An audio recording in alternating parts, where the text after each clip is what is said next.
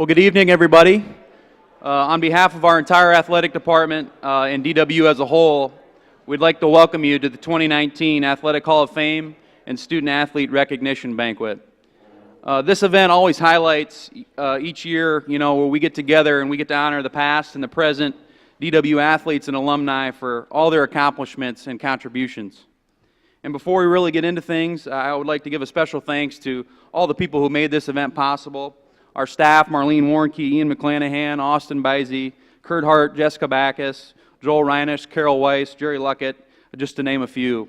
Our administrative team, Amy Novak and Teresa Creasy, and our advancement folks like Jory Hansen and Kitty Allen, who are always doing a ton for us. Our IT department up there, Eric, who's kind of running the controls for us. Our physical plant, who set this room up. There's been a lot of flipping. This is a busy time of year for us for all that they do, so I appreciate that. Our Hall of Fame committee, who can be found on the back of our program, they're listed back there. That's a great group of folks as well. And then Fresh Ideas, Mitch and Nathan and their teams and all that they do. It's going to be a great meal. So please join me in thanking those folks for all that they do.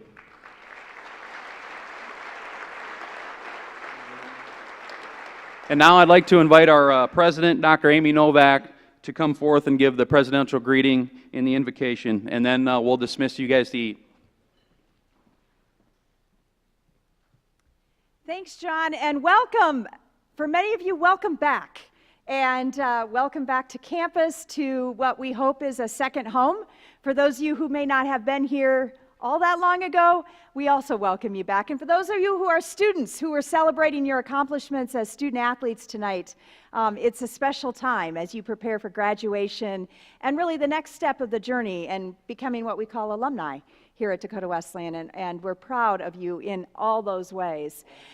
Tonight I was reflecting a little bit. Last night we had our honors convocation, and we had a room just like this, full of our students who are mainly juniors and seniors, accepting awards in their various departments, recognizing their perseverance and hard work. And tonight is another night that we come back together as community to once again honor the past, honor the legacy of people who have left an indelible imprint on this university because of their athletic performance, but even more importantly, because of the kind of teammate that they were, the kind of athlete that they demonstrated, their resiliency, their persistence, their grit, and that has carried them on in life in profound ways. Tonight at the end of the program, we're going to sing our alma mater. And the last line of our alma mater says, "Who doesn't love the spot where the tumbleweed grows?" Now, many people are always like, what the heck? Where is this alma mater from? And why do we sing about a tumbleweed? And then why do we hum a second verse? But I want to give you a little bit of an understanding of that tumbleweed and why I think it's an apt metaphor for our athletes who are here tonight. Many of you who come from agricultural backgrounds don't think very fondly of the tumbleweed. It's a weed. It's noxious. It's something you spray. You don't want it on your property. You don't want it in your field. But I'd like to suggest perhaps an alternative. The interesting thing about the tumbleweed itself is that unlike any other plant, the tumbleweed actually has to die before it actually breaks from its root system and begins tumbling across the prairie. When you see tumbleweeds in their infancy, they look like a crocus, a green leafy plant with a small purple or yellow flower. It's when they die, though, that they begin to bunch up and form this thing that we see caught in barbed wire, behind garbage dumpsters, across fields, along the highways of South Dakota's prairies. And the reason that metaphor is particularly important is all of us who've participated in athletics know one thing. It's many times, and almost all the time, much more than ourselves that get us to where we're at. That we, in fact, to be effective as a student athlete or an athlete in any capacity, have to give up a little bit of ourselves to ensure that a team around us can excel. That the best athletes are those who want to bring out the best in the others who are around them. And tonight, That's what we celebrate in the people who are here. The athletes we celebrate who are being inducted into the Hall of Fame, in fact, modeled that very attribute of giving up a little bit of themselves for the betterment of all who were around them. And the second attribute of the tumbleweed, which I think is particularly appropriate, is the one that recognizes you do get stuck in barbed wire, but you manage to crawl over the top of it.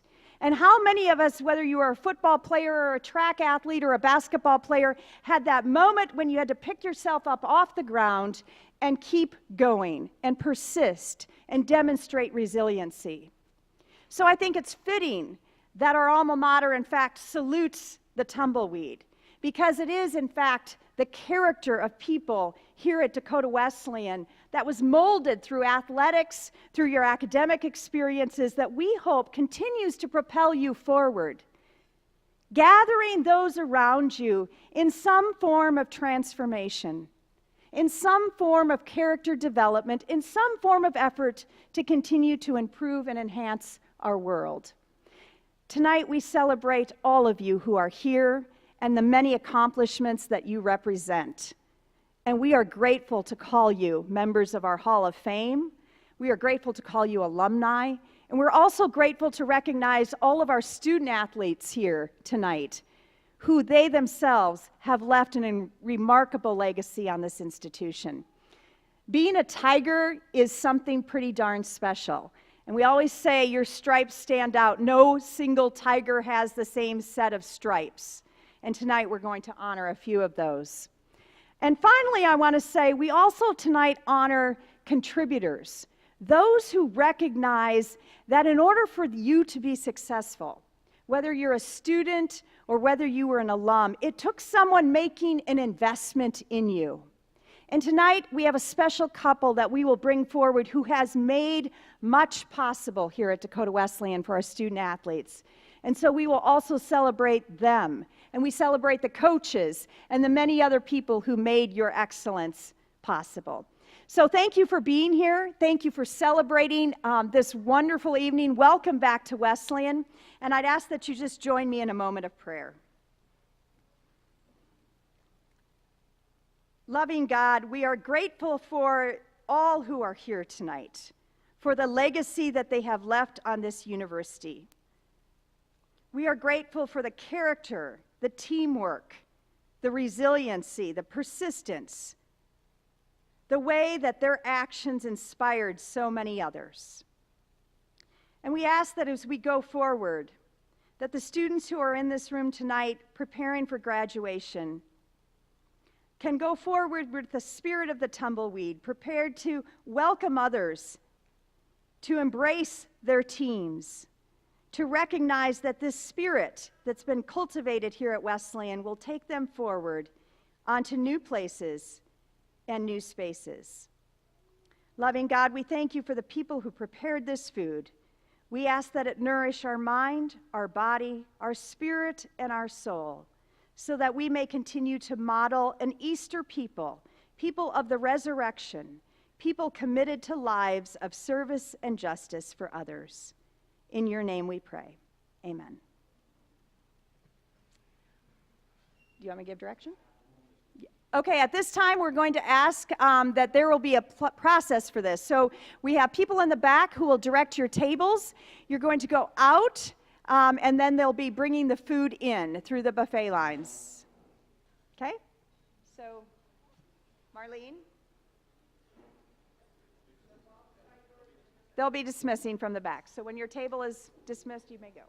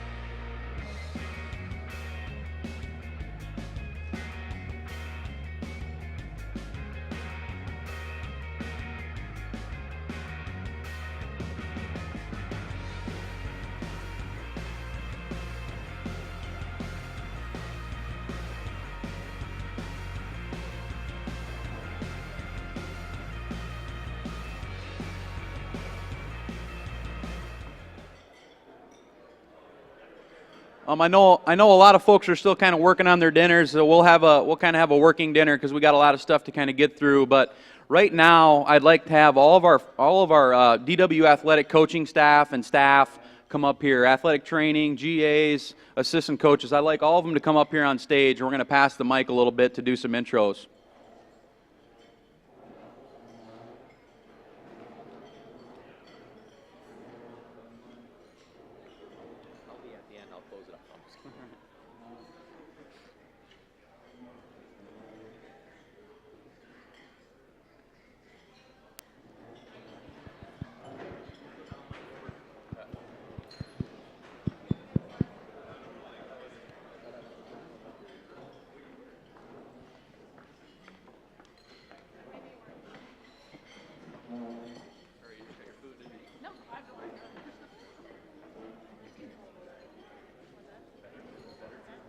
All right, we'll just go right down the line here. We're going to start with Coach Mao. Just name and titles, guys. Hi, I'm Casey Mao. I'm the head wrestling coach. Ian McClanahan, Sports Information Director. Jose Lopez, men's soccer. Clay Glasgow, women's soccer, going into 6 years. Kurt Hart, women's soccer, 10th year. Matt Zenz, I'm a physical therapist and an athletic trainer. Randy Christensen, athletic training. Lana Loken, athletic training. Tracy Lecker, head cheer coach. Marlene Warnke, athletic business manager. Celeste Beck, women's basketball. Jason Christensen, women's basketball. Matt Wilbur, men's basketball. Ross Simple, football. Alex Foster, football. Lauren Inslee, football. Joel Reinish, faculty athletic representative. Jason Spicer, men's basketball. Go ahead. This is just an outstanding staff to get to work with every day. These guys make my job really easy, and I'm very grateful for all that they do for our university and our student athletes. So one more time for our staff and faculty up here.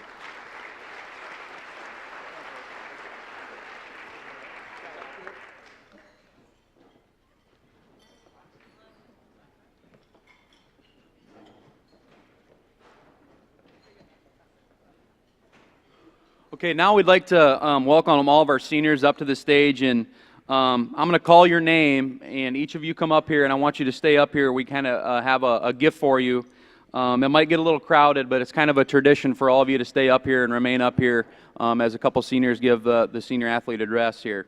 But I'll read your names, starting with athletic training: Cole Carter, Cody Cook, Brady Hicks, Maria Conan, Kristen Longville, Sam Nas, Riley Ostis, and Morgan Ziegler. Baseball, who's gone today, they're down in Midland competing. Wes Anderson, Parker Godish, Gunnar Johnson, JT Miller, Landon Negebauer, Gavin Reichmuth, Heath Williams, and Jared Zenz. Men's basketball, we have Aaron Amadou and Tate Schoenfelder. Women's basketball, we have Madison Matthews, Riley Ostis, and Megan Travis. Cheerleading, Jenna Van Hook.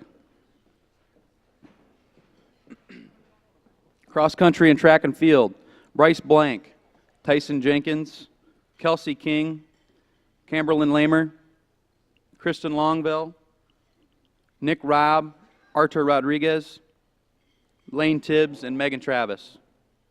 Football, we have Cody Cook, Trey DeCrook, Zach Nguyen, Ben Gannon, Tyrell Haley, Brady Hicks, Trevor Mann, Gage Marshall, Sam Nas, Jace Pulse, Austin Quinn, Nick Robb, Dylan Rourke, Bailey Schriever, Shay Slaughter, Trevor Wietzma, and Johnny Withrow. Women's golf, Nikki Nelson.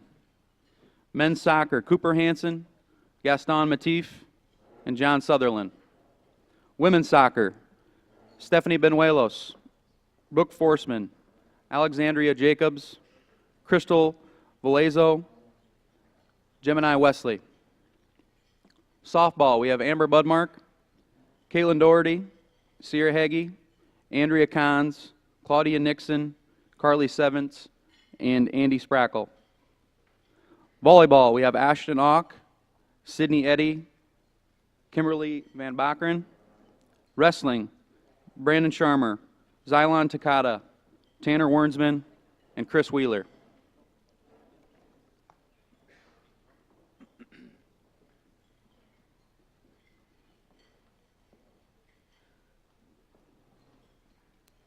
All right, now I'd like to have two of our senior representatives, Maria Conan and Sam Nas, to share a few words and memories on behalf of the senior class.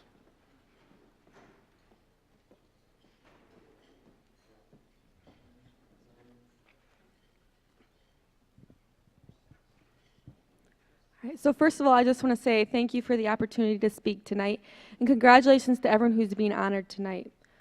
Fellow seniors, when I started trying to think of what to say to you all, the only thing I could think of is I think the most athletic thing I've done in the past 4 years is take a punt off the face during fall camp. So I might not be the right person for this job. But even though I wasn't an athlete here, as an athletic trainer, I've spent hundreds, close to thousands of hours with you guys at practices, games, and in the training room. Throughout this time, there have been a lot of lessons and a lot of growth. Being a part of DWU athletics, we've had the luxury of having great role models and our professors and coaches that have taught us things that seemed at the time to be about the game, but really are about life. Things like communication, being on time, using failure as fuel for improvement, and being a good teammate, and giving back to our school and our community are lessons that we can and should carry with us as we start our life after DWU. With that said, probably the most common phrase I've heard from coaches on every team I've been with over and over is some version of play to your strengths, be really great at what you're good at, and do your job.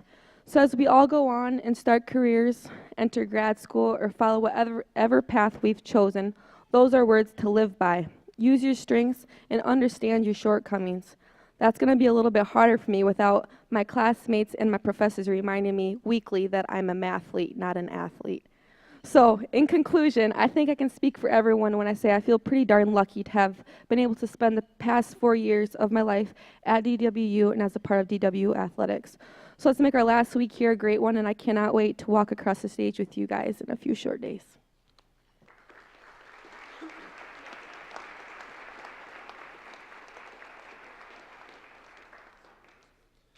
So we got told to keep this between 2 and 5 minutes, and since Coach Sipple's talking later tonight, that's probably a good thing. All right, so first of all, I want to express how grateful I am to be selected to be up here giving a speech tonight. First, wanted to say congratulations to the 5 Hall of Fame inductees here. And now I want to congratulate the rest of us that are here tonight, the rest of the senior class. It's hard to believe that standing up here now, I'm giving an address to you guys after 4 years. Feels like last week I was just tying up my cleats for our first fall camp. In that moment, I never would have thought that I would be up here giving a speech. I never would have thought that my classmates and teammates would become to grow my brothers. And I never thought that one word from Coach Simple would mean so much to us: stretch. And so as we leave DWU and the years go by, there's going to be some things that we'll forget.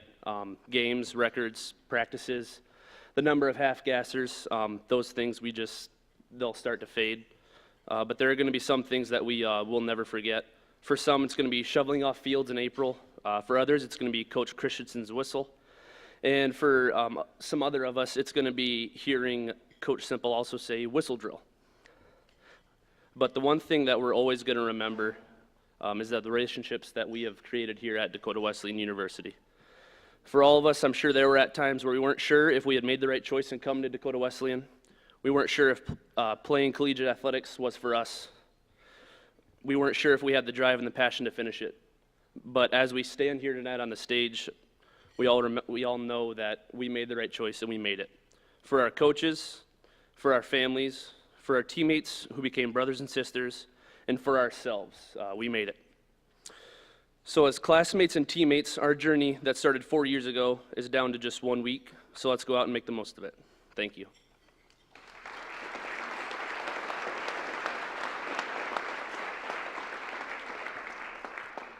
Seniors, I want to thank you for all of your time, your commitment, efforts, and everything you've done for this university. You have made a huge impact and have set the bar high for our underclassmen. We wish you nothing but the best in your future endeavors, and remember to always bleed blue, and don't forget about us. Thank you, and congratulations once again, seniors.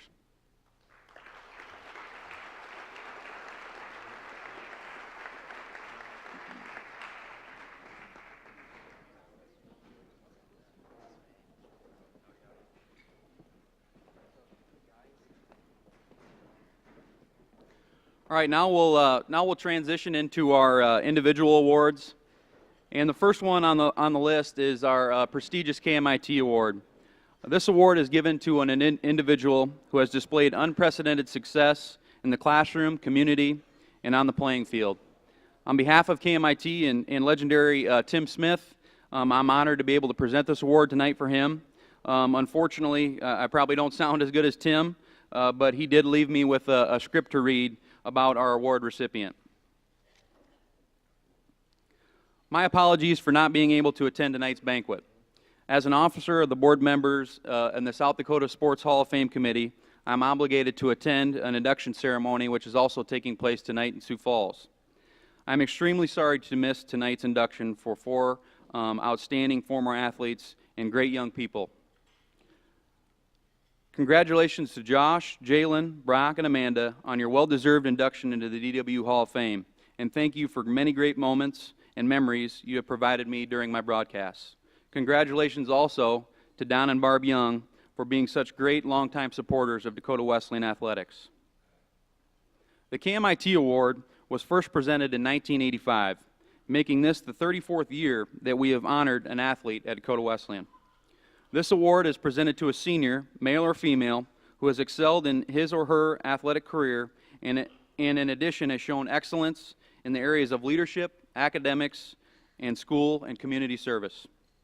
This year's winner has certainly achieved excellence in all categories. In the classroom, she has attained the Dean's List every semester while taking upper-level courses. She's a 2-time Daktronics Scholar Athlete and has been recognized by the GPAC Conference with both the AO Doer Award and the Email Liston Award. She is on the Leadership Council and is in the Student Senate representative. She has given countless volunteer hours to such projects as the Food Drive, Dream to Read program, speaking at elementary schools regarding bullying and leadership, coaching and refereeing for Special Olympic events, and the Salvation Army Angel Tree Toy Drive, just to name a few. Her athletic accomplishments speak for themselves. A 4-time GPAC All-Conference nominee, the Defensive Player of the Year in the GPAC, named to the National NAI Basketball Tournament All-Tournament Team twice, the winner of the NAI National Tournament Hustle Award, and also an NAI All-American. And of course, in her 4 years, an extremely important part of the Lady Tigers making our 4 national tournament appearances. She ranked in the top 10 in the nation in assists per game and was the leader of Dakota Wesleyan's only national championship basketball team in 2018. As her coach, Jason Christensen, has said many times, she is the straw that stirs the drink. Each year, an engraved watch, blue in color, for Dakota Wesleyan is presented to the award winner as a keepsake for her many accomplishments both on and off the court. On behalf of Tim Smith, it is my honor to present the 2019 KMIT Student Athlete Award to Riley Ostis.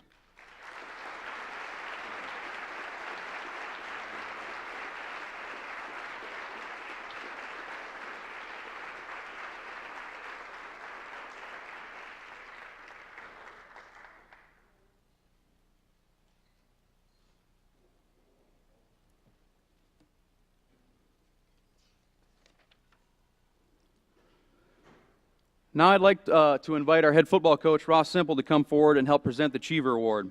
The Cheever Award commemorates Gene and Joanne Cheever and is given to the top scholar football player in his senior year at DWU and is selected by the coaching staff. This award is based on athletic ability, academic ability, leadership, character, and involvement in campus life. Coach Simple would like to talk about this year's recipient. Thanks, John. We had a tremendous group of seniors that I've done a tremendous job in the classroom and the community, and the recipient for this year's award I'm extremely proud of. Just from the standpoint of he's always done everything we've asked, which kind of seems like a minimal expectation, but this guy never complains. He's had to deal with some adversity injury-wise, and always is quick to point out if I've made a mistake. He does not miss that opportunity. So, but I appreciate this kid. I'm extremely proud of him in terms of how he came in as a freshman and developed into a senior year. Our Achiever Award this year is Bailey Schriever.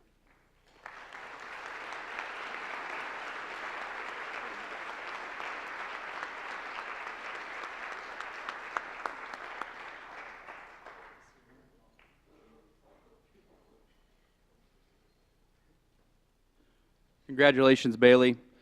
Next, I would ask that Kurt Hart and our registrar, Jerry Luckett, come forth to present the Matthew D. Smith Award.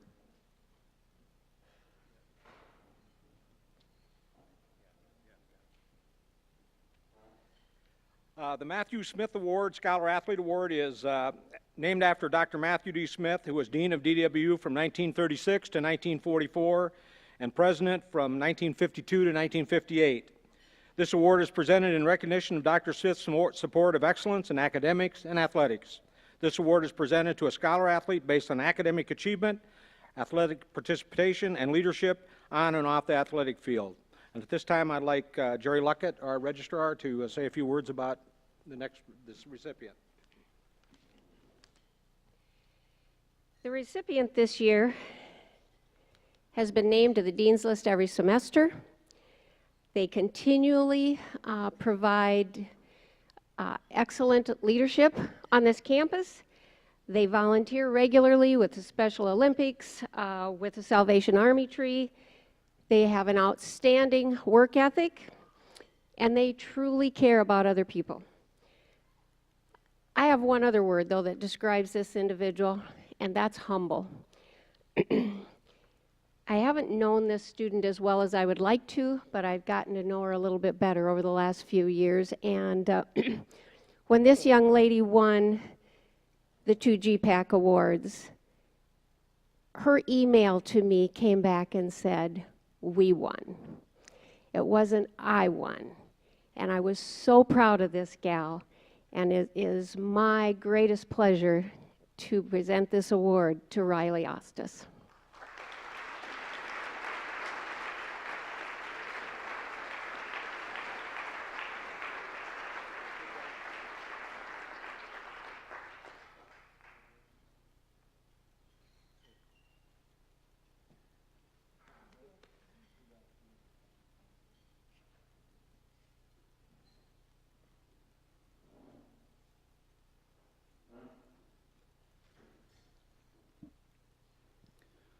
Now I'd like to have everybody kind of direct their attention to the last page of the programs as we kind of honor our scholar athletes and our NAI All-Americans. Would each of those individuals please stand? Our scholar athletes and NAI Daktronic scholar athletes, please.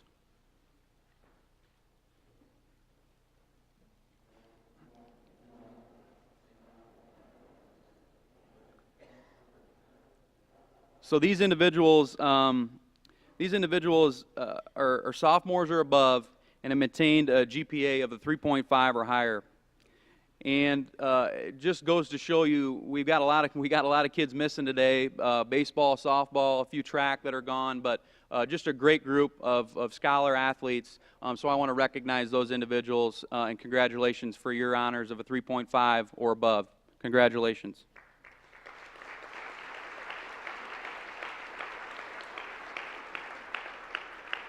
And finally, we have our NAI All-Americans. These individuals had a historic and decorated seasons wearing blue and white. Would each of you stand as I call your name, and please hold your applause as all the names are finished being read. Trevor Wietzma, football. Nick Harden, men's basketball. Ty Hoagland, men's basketball. Sarah Carr, women's basketball. Kennedy Cheeseman, women's basketball. Riley Ostis, women's basketball. Tyson Jenkins, track and field. National champ, Camberlyn Lamer.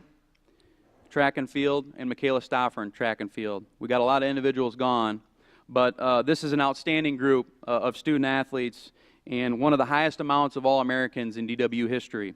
Congratulations once again to our 2019 All-Americans.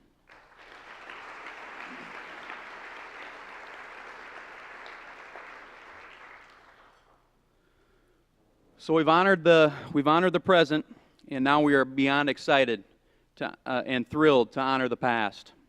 It is my pleasure to introduce the 2019 DWU Athletic Hall of Fame class: Josh Endres, Amanda Hart, Brock Seim, Jalen Voss, and Don and Barb Young.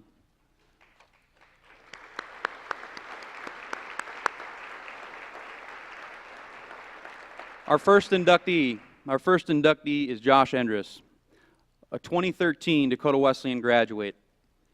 Completed his career with over 3,000 rushing yards and 35 touchdowns. He averaged 87.6 rushing yards per game over the course of his career and tallied 93 receptions and was just shy of 1,000 yards receiving.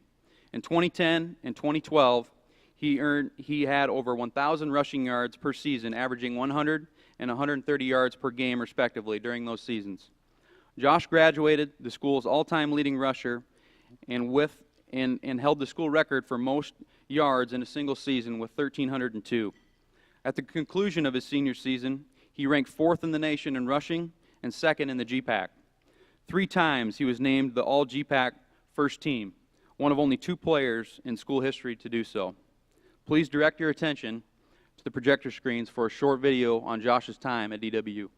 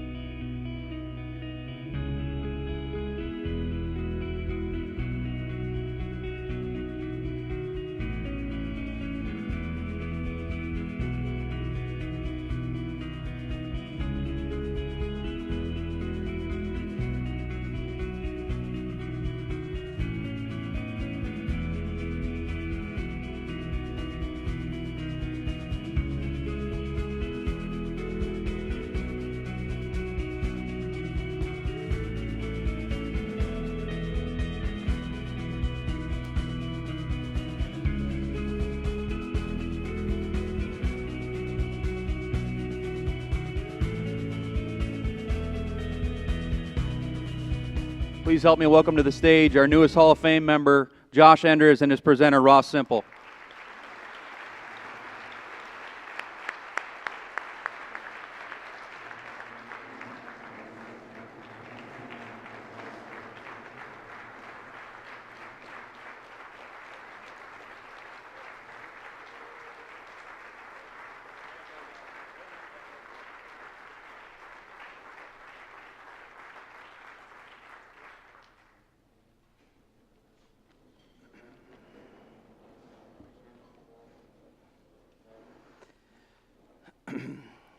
All right, somebody get the stopwatch out. I got a specific time I got to beat. So, first of all, I want to welcome everybody and thanks for being here. Congratulate all the other inductees, Amanda, Jalen, Brock, Don and Barb. It's a huge honor for me to be standing here talking about Josh and his induction into the Hall of Fame. I'm going to try to keep this quick. I know Josh has a ton to say to everybody here. It's a joke. He doesn't say very much at all. But I might cut into his time. So John just read Josh's bio and very deserving awards and accolades. There's a couple other awards I want to just mention, or just things that I wanted to mention in terms of highlights and stats. His senior year, he was voted team MVP, offensive MVP, and what we call our No Bull Award, which I consider our most prestigious award, and all those things are voted on by his teammates. One thing that you'll hear me say a lot about Josh is that it was never about him. He never made it about him, and I think his teammates and coaches would attest to that. He's still third all-time on the scoring list with 248 points. He has the third highest season rushing total with 1,302 yards. He's second on the career rushing list with 3,329 total yards, and he still has a single-game rushing record of 316 yards in 2010. Josh is a great player, an even better person. Just like to take a couple minutes and kind of share what he's meant to me and our program as well with just a couple stories. First stories, I got to know Josh a little bit when I was recruiting him when I was at a different school in Sioux Falls, and Josh never fails to mention this every once in a while that I was not able to land him, and so. As a freshman, I was at the University of Sioux Falls, and Josh was playing as a freshman, and as a true freshman, or a freshman in that game, he had 45 yards rushing and scored the only touchdown in the game, and all I heard from the USF coaches at that time was, why didn't you get that Endres kid? So fortunately, it worked out where I got a chance to work with Josh coming here and as an assistant and then as a head coach. But there's three things that I would like to talk about in terms of Josh, three games that really kind of personify and I think describe his career and him as a person and his as a teammate. If you ask anybody that was around at this time, there's three games specifically that I can think of. The first game I'd like to mention was his junior year.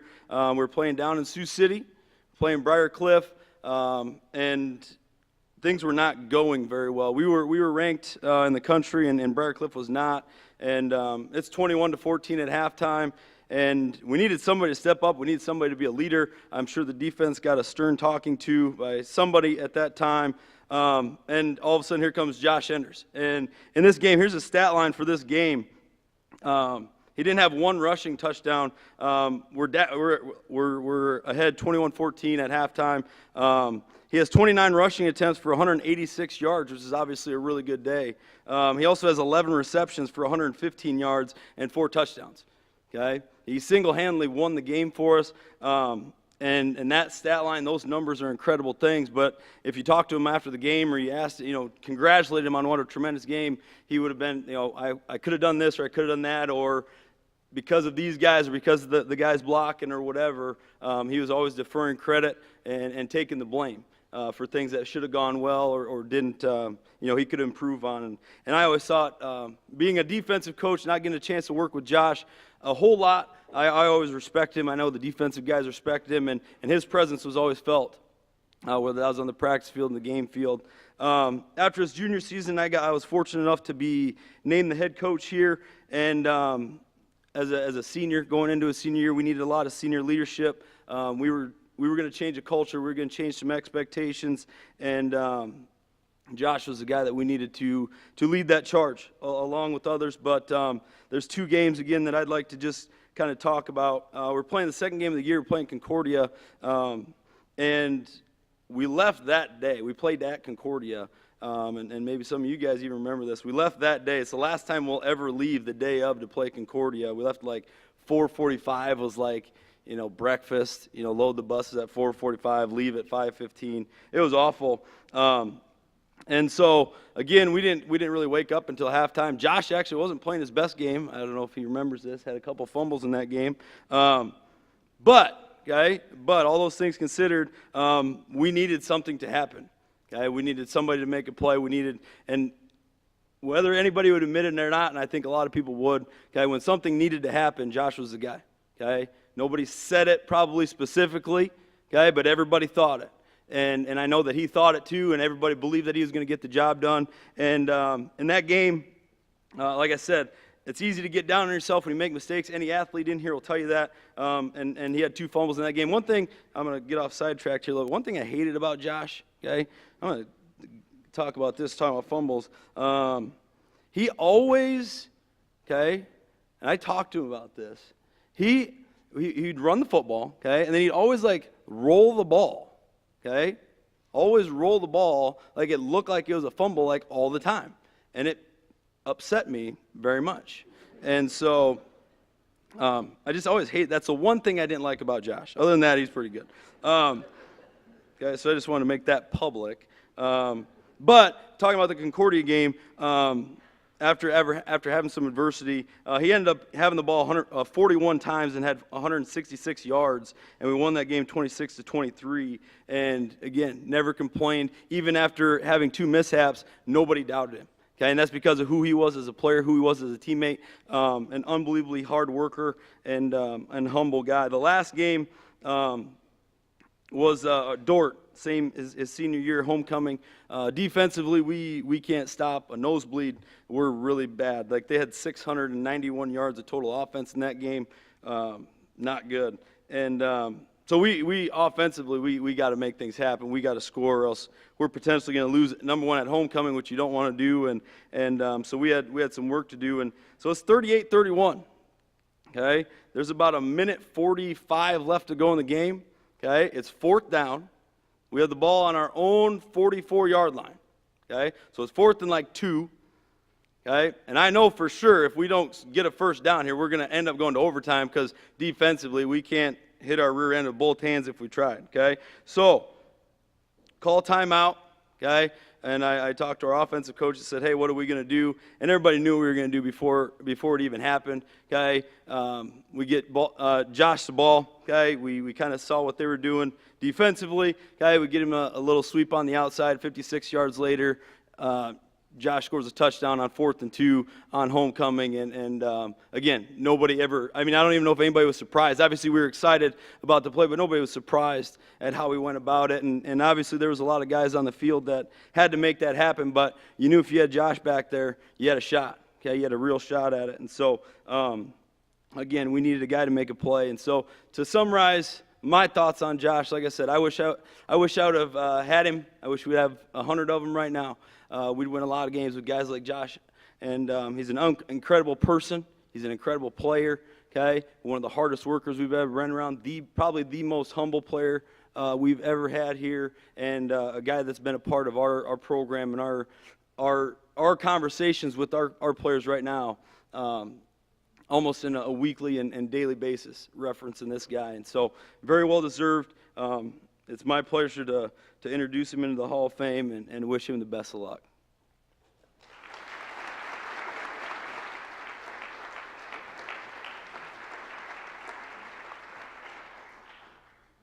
So first off, the fumbling deal.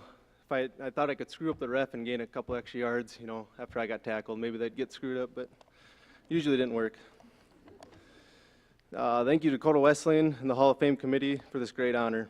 When I first arrived on campus in the fall of 2008, I would never have dreamed of standing here 11 years later giving my Hall of Fame speech. I hold my time at DWU very close to my heart, and I'm grateful I got to spend a small part of my life here. Dakota Wesleyan gave me the tools to be successful in the real world and helped me grow and mature into the person I am today. I met and got close with a great group of guys here who to this day are still my closest friends. I didn't realize at the time, but attending Dakota Wesleyan is one of the best decisions I've made in my life. I'll never forget my time here, and I will always cherish the memories and memories made at this great institution. To my friends and family, thank you for being here today to help me celebrate. I appreciate all the support throughout my career, and thank you for taking up time on your Saturdays to come watch me play. I always appreciate your words of encouragement, win or lose after the games. Not only did you support me when I played, but you continue to support me as the years have gone by, and I'm very fortunate to have you fall back whenever I need you. I'm so lucky to have such a great support group around me, and I cannot thank you enough. To my teammates and coaching staff, football is the ultimate team sport. Whether you're a starter, a backup, or just on the practice squad, everyone on the team has a role. During my days at DWU, I experienced time at each of these roles. It takes a lot of preparation to get ready for a game, so thank you to the guys who busted their butts every day to get the starters ready for Saturday. That is not always an easy role to accept, so I appreciate and respect the guys that took it seriously.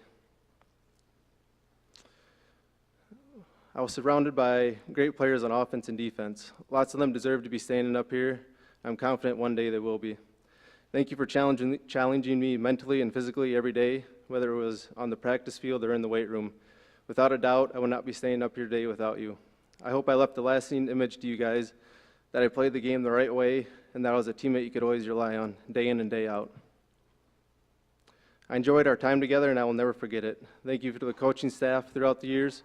You guys put in a lot of hours breaking down film and getting the team ready to go. You're always able to balance the line between being a coach and also being role models and people we could go to if we had any problems. Coach Simple, thank you for the great introduction. I appreciate you taking time out of your busy schedule to be a part of tonight.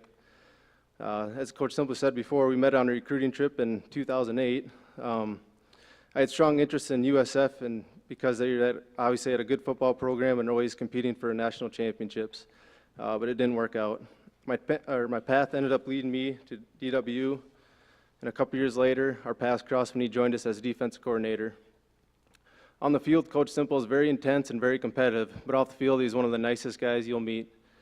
Here in the head coaching job going into my senior year, that was at a time when the program needed a spark and a new direction. We got just that with him taking over. I remember our first morning of winter workouts under Coach Simple. I've never ran so much in my life. He set the tone that morning, and that carried over into spring ball, throughout summer workouts, and into the fall. We went 6-4 that year, won multiple close games that in the past we couldn't seem to finish out. The one I remember most from that season was a night game against Doane. The game came down to the final minutes, and we were able to come away with a victory. I think that was a big step for the program going forward. We have seen the results since then as Dakota Wesleyan football has gone to new heights under his control. 9-8 win seasons, as well as multiple All-Americans and a GPAC Player of the Year have come through his program. I feel fortunate to have been part of his first team, and I'm proud to have helped lay the foundation to what this program has become. Dakota Wesleyan is lucky to have him. My only wish is I would have gotten a full 4 years in his program. Thank you, Coach Simple. To my offensive line, who like to refer to themselves as the Hoggies. I struggle with this part of my speech the most because there's a lot I could say. First and foremost, without you guys, I'm not standing up here today. I hope you don't look at this as just my accomplishment, because this is just as much yours as it is mine, and you should be proud of yourselves. I'm simply just the representative for our group. If it was up to me, I'd give up the yards and touchdowns for you guys to be standing up here. There are lots of guys who were shuffled in and out of the lineup due to injuries and things like that, but there were always that core group of guys throughout my whole career. I had that group of guys when they were freshmen and sophomores, and we set the bar and rewrote the record books. After I left, that same group of guys, now juniors and seniors, raised the bar to a new level and set records that still stand today. During their careers, they were responsible for over 600 to 800 rushing yards and over 70 rushing touchdowns. My offensive linemen were one-of-a-kind individuals. All week long at practice, they were a little crabby and irritable, and usually get into scuffles with the defense. But on game day, they were the most energetic guys on the field, and without a doubt, the tone setters. They were always the first ones to pick me up off the ground after I got tackled, and always the most hyped after a touchdown. The thing I respected most about them was no matter the score, whether we were up 30 or down 30, they never let up. They were always 110%. We were very successful running the football during our time. Once we had established success, opposing teams would stack the box against us with too many guys to block, and most of the time that slowed us down. But to me, that was a sign of respect. My senior year that was the strategy for most teams approached us with. There were a lot of 30 to 35 carry games, but we managed to grind it out and still be effective, and that's a sign of a good running football team. We experienced many highs and lows throughout our time, the high being a 316-yard game, the low being a 17-yard game, and everything in between. It was an honor to go into battle with you guys every Saturday, and I'll never forget the effort you put forth to ensure my success. I am forever in debt to you guys, and I hope you guys are as proud of this honor as I'm proud of you for what you accomplished during your time at DWU. To my parents, Bob and Lisa, thank you for the support and encouragement, not only during my time at DWU, but my entire life. You taught me hard work and discipline, and that has taken me a long ways. You made it to every game no matter the distance. During pregame warm-ups, I would always catch myself looking for you in the stands, and you were always there. Thank you for always being there to tell me good job after every game, even the ones I didn't play the best. I think in order to be successful at the college level, you have to have self-motivation. You can't rely on others to get yourself ready for the grind and work that comes with being a college athlete. You must find it within yourself. My biggest motivation, the thing that drove me the most, was my parents. I always wanted to make you proud, and when I had a bad game, I always felt that I had let you down. But that was foolish for me to feel that way, because staying up here today, I know you'd been just as proud of me if I would have rode the bench for 4 years. I hope you enjoyed this experience as much as I did, and I'm glad we got to share it together. As for myself, I don't have many things to say about how I played the game. I tried to give everything I had with every opportunity I got to run the ball. I relied on my teammates and the abilities I was given. The rest just took care of itself. I took a lot of pride in being an every down running back that could not only run the ball, but catch and block as well.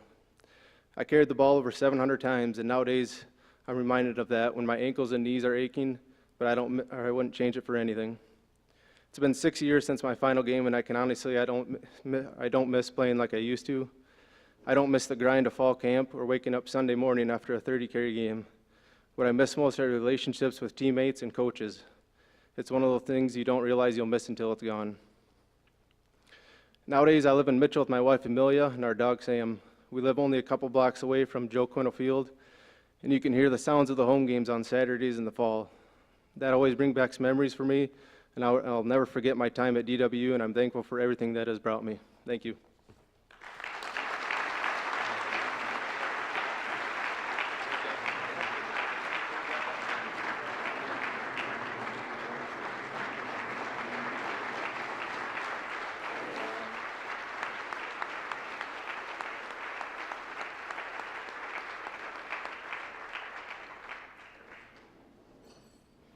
Congratulations, Josh. Our next inductee is Amanda Hart, a 2014 DWU graduate. Tallied 1,406 career points, 305 rebounds, 186 assists, 73 steals, and 391 three-pointers during her career. Upon graduation, Hart was 7th on DWU's all-time scoring list. Her 391 career three-pointers remains a school record for both the men's and women's basketball teams at DWU.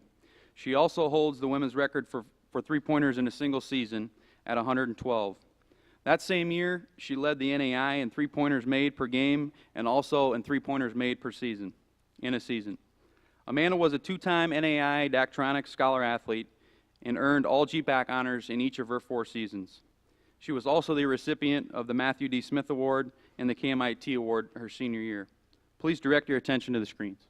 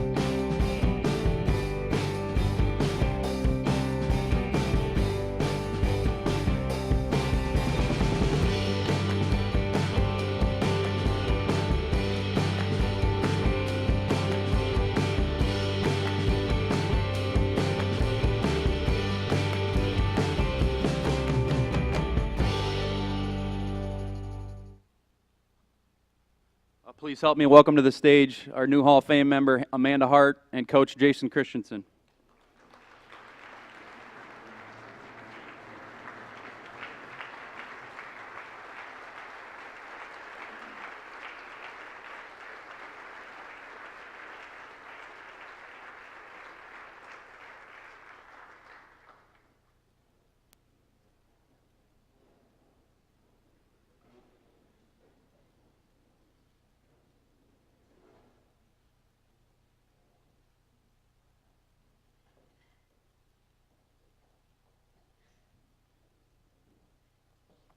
As you can see there with the picture, Amanda and I were not following the rules again. First of all, I want to also congratulate the other Athletic Hall of Fame inductees.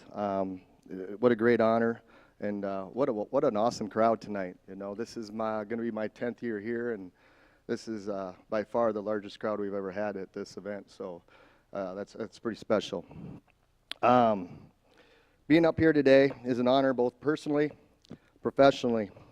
Amanda was a freshman my first year here at Wesleyan. Right away, Amanda and that team bought into a philosophy that was instrumental in building a culture that we still have in our program today. As a coach, I look for players who have intangibles, whether it's toughness, work ethic, being a good teammate, or being one of the most coachable players I've ever coached. Amanda was that player. Amanda never missed a single game in her career, even though she tested that one afternoon when she sprained her ankle during a practice at the Corn Palace. I know her teammates that are here tonight will attest on how hard she battled back to play and not let anyone down, including myself.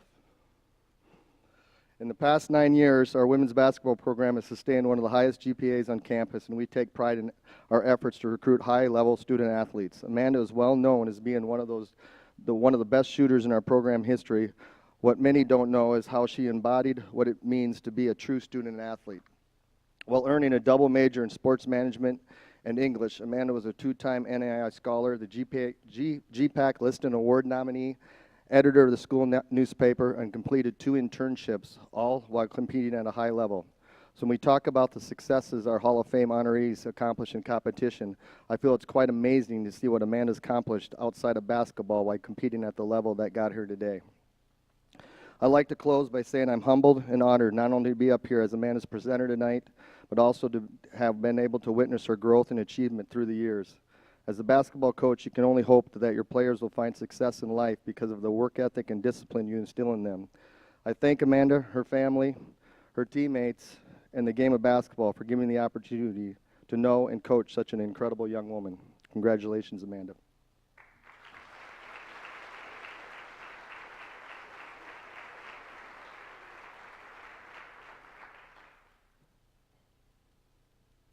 John and I are sharing a binder here. He didn't know that, but I put this in here. And that was the longest Jason's ever went without making a joke about me not playing defense, too, by the way. First of all, I just want to congratulate all the seniors that we're celebrating here tonight, along with the other inductees, Don and Barb, Josh, Jalen, Brock. It's an honor just to get to share this night with you guys, so congratulations. I know it sounds a little cliche for me to say that it's kind of surreal for me to be standing up here right now, but it really is. I've been to a lot of these, and it was always watching the players that I idolized growing up get inducted, like Amanda Williams and Randy Morgan, those kind of girls. So to actually get to be here tonight is really a dream come true for me. I remember the last time I stood up at this podium, it was for my senior banquet actually, and Emily Jansen was one of the inductees. And I remember how crazy it felt for me to be in front of her and all of her former teammates, because those were players and teams that I just absolutely used to fangirl out about. Because when I was growing up, there still wasn't a ton of exposure, at least at the national level, for women's basketball. So if you wanted to watch good women's basketball, you had to do it at the local level. And for me, that was going to the Corn Palace every Wednesday and Saturday with my dad and my brother. So to actually get to be up here right now, it's amazing. But the truth is, as honored as I am to be up here, I really can't take a whole lot of the credit. I'm really just a product of some really great parenting and coaching and a lot of great teammates and friends over the years. So I really just want to use this time to thank some of those people. I'll start with Coach Christensen, who, like he said, he came in here the same year as Taylor and Mick and Kim and I. And if you guys haven't noticed, he's really mellowed out a lot in the last few years. but I'm not typically one to hold a grudge, but I'll be honest, I started hating Jason when I was in the 5th grade. And he was coaching at Mount Vernon, and they beat my Beavers in the 2003 District 9B championship game. I was just a water girl, but I'm still pretty bitter about it to this day. I actually still hated him for quite a while when he first got the job, as I think that anyone who was involved in his preseason conditioning program that year also did. But we had about a 7 or 8 year streak there where it was a little rocky then, I guess. But we definitely had our ups and downs in our 4 years together. Mostly because we're both too bullheaded for our own good. But we always knew how to make each other better. And I've never had anyone that knows how to press my buttons or push me quite as hard as he did. And I know that I wouldn't have been half the player I was without him. And I know this program wouldn't be where it is today if anyone else was leading the way. So thank you to him. And I know Jory's here somewhere. Jory's right here. Jory did so much for us and for our program in our 4 years here. So, and thank God he was here to keep Jason calm every once in a while too. So thanks, Jory. My teammates, there's a few of them here tonight. Taylor and Mick and Kim, who are also my roommates. Celeste is here. Hills and Liz. I usually just listen for Liz's voice, and I can find her just about anywhere, but I see her back there now. Yep. Yeah, there it is. I can't even begin to tell you how much love I have for these guys, and they deserve to be up here as much as I do. We went through a lot of really good times together, and we had some really hard times together, and I know that none of us would have got through those hard times if we didn't have each other. So thank you to them, and they'd probably also tell you that most of the extra conditioning and sprints we had to do on our 4 years was Taylor and I's fault, but it was mostly Taylor's. So again, I'm sorry for that, all of it. I'm really sorry. But seriously, those girls are my, especially the ones that are here tonight. They've been my best friends since I stepped foot on campus 9 years ago, and I know they always will be.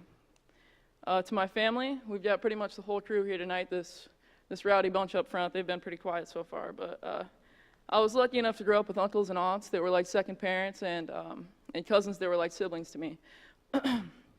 My cousin Trevor is here. Trevor, raise your hand. There's Trev. But he's been my best friend since the day I was born, and between him and my brother and my 5 uncles, I really never had a chance at being a normal girl, no matter how hard my mom tried. And I'm sure you've all heard the expression that it takes a village to raise a child, and I know I speak on behalf of John and Megan and Trevor and the rest of the kids when I say that we wouldn't have traded our village for anything. So Randy and Mary, Chris and Michelle, Mike and Tammy, Sean and Cindy, Brett and Becky, thank you to you guys. My brother, this is my brother John. John's had probably a bigger influence on my life than anybody. And I think he spent probably the first half of my life at least being pretty annoyed with me all the time. Because I was always trying to get all the same clothes as him and the same shoes as him. And I was following him and his friends around everywhere all the time. And I can't afford to keep buying all the same shoes as him. But I'm still trying every day to emulate him and the person that he is. And DWU is lucky to have him here. My mom is the CEO and the brains of the family. And without her, the 3 of us would be a mess. But I think that everyone that's sitting up here in my family section would probably agree that she's the real life superwoman. And she's the most selfless person I've ever known. And if I can be half the woman and the mom that she is someday, I'll be pretty lucky. And my dad, I think that every student athlete that's ever stepped foot in this building, including me, owes this guy a huge thank you. In my 4 years, he never missed a game. He never missed a single game. He was the first one to buy me a ball. He was the first one to take me to a game. He's the first coach I ever had, and he's still my biggest fan. And I know that I'll never be able to. I know that I'll never be able to repay you two for everything you've done for me, but I hope you know that John and I are extremely grateful for being raised by the 2 best people we've ever known. So thank you. Lastly, I just want to thank the game of basketball. It's brought me some incredible highs and some pretty incredible lows throughout my lifetime, but I don't know where I'd be without it.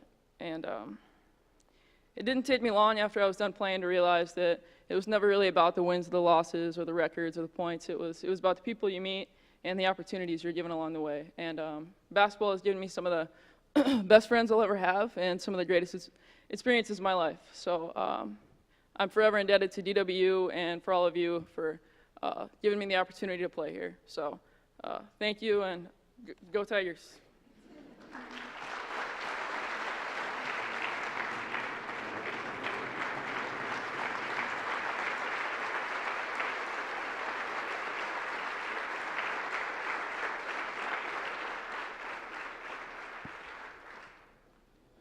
Congratulations, Amanda. Brock Seim, a 2007 Dakota Wesleyan graduate.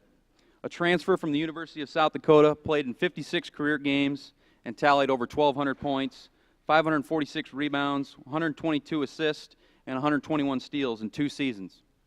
Brock ended his career averaging 22.7 points per game and 9.8 rebounds per game. He shot 45% from the field, 40% from three-point range, and 82% from the free throw line for his career. Upon graduation, he ranked 27th on an all-time scoring list at Dakota Wesleyan. He was twice named to the GPAC first team and was an NAI All-American both of those seasons.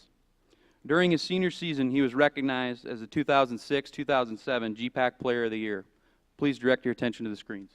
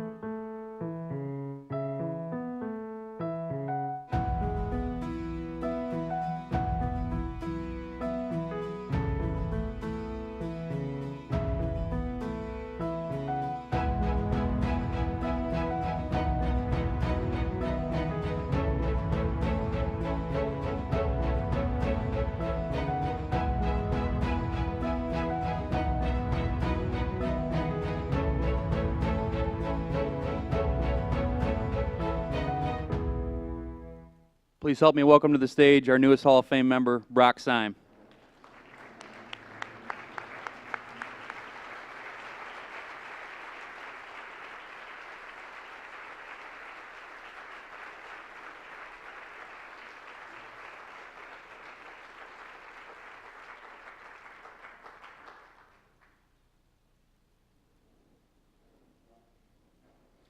All right.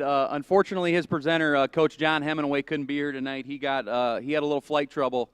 His flight got canceled, so he left me with this huge honor of presenting Brock his Hall of Fame induction. This is the script that Coach Hemingway sent me this morning.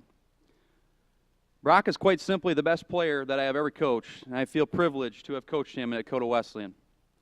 He instantly made our program one of the best in the GPAC, and I hope people understand how good of a player he was and what he helped create at DWU. Brock was also a tremendous leader, very coachable, and bought into the program and my leadership. It is critical to have your best player on board, and Brock wanted to play well and win as badly as I did. His scoring and rebounding were unparalleled in the GPAC, and he was truly one of the best players in the NAIA. I also have to tip my hat to Brock's parents, Tim and Jan. After getting to know them, it is easy to see why Brock was such a tremendous student and, most importantly, a great kid. They supported me and trusted me with their son, and I hope they know what I think of them and Brock and how happy I am to see him inducted into the DWU Hall of Fame. Ladies and gentlemen, help me welcome Brock Seim, our newest Hall of Fame inductee member.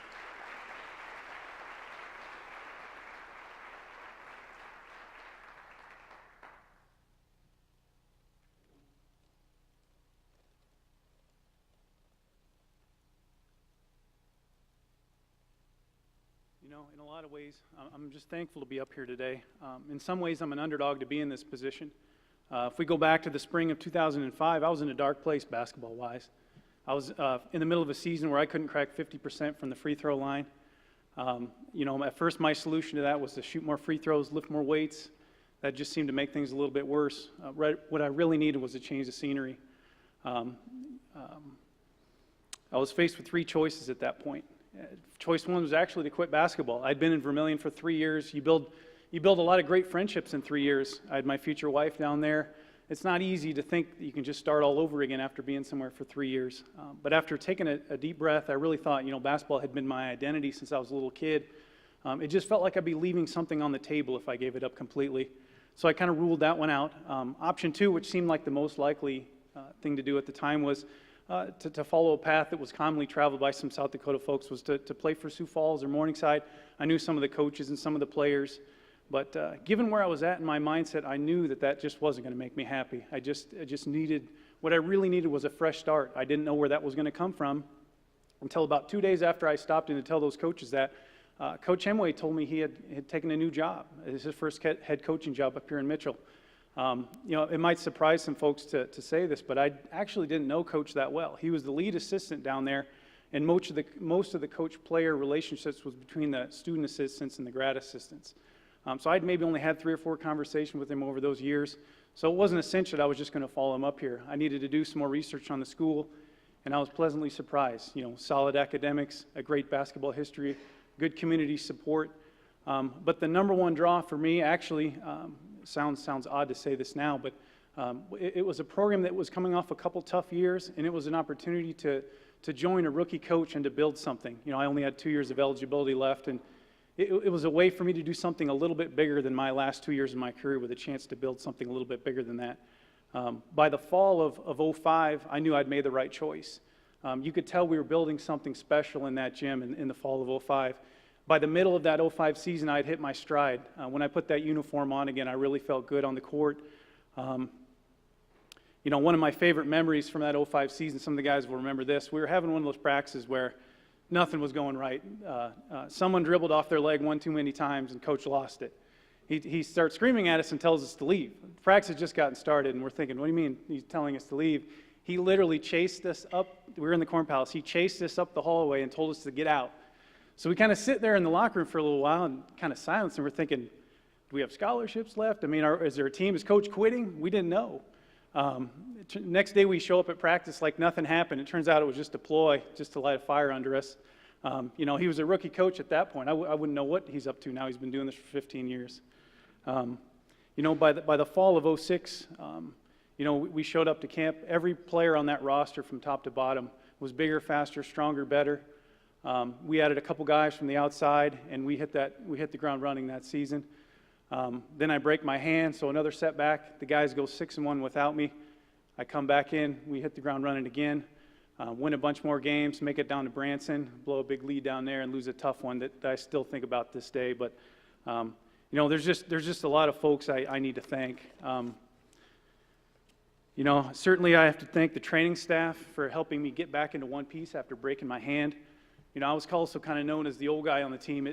I had bad back, bad leg. I needed, you know, guys like Preston could get out of bed and start dunking on people. For me, it was a little more of a process. I needed a heat bath. I needed some stretching, all that sort of thing. So the training staff was great there. You know, thanks to the guys on the team in 05 for accepting an outsider. Thanks to the guys in 06 for all the just how we gelled and won all those games and all those memories. Thanks for going 6-1 without me.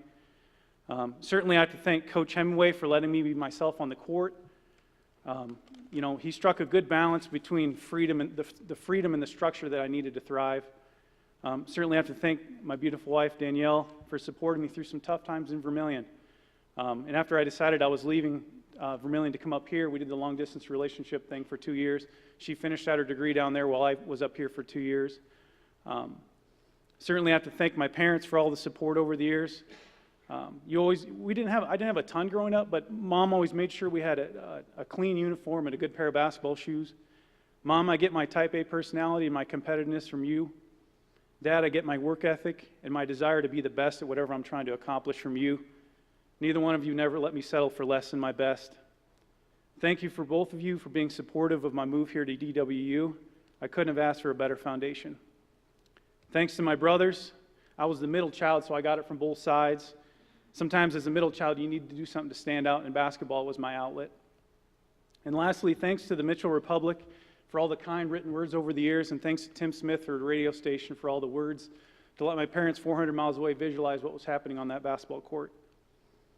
In closing, if I look back at the players, coaches, and teams that have crossed through those doors in the last 14 years, I take pride in being a small part, and the guys on those 05 and 06 teams for being a small part and allowing that to happen. Thank you.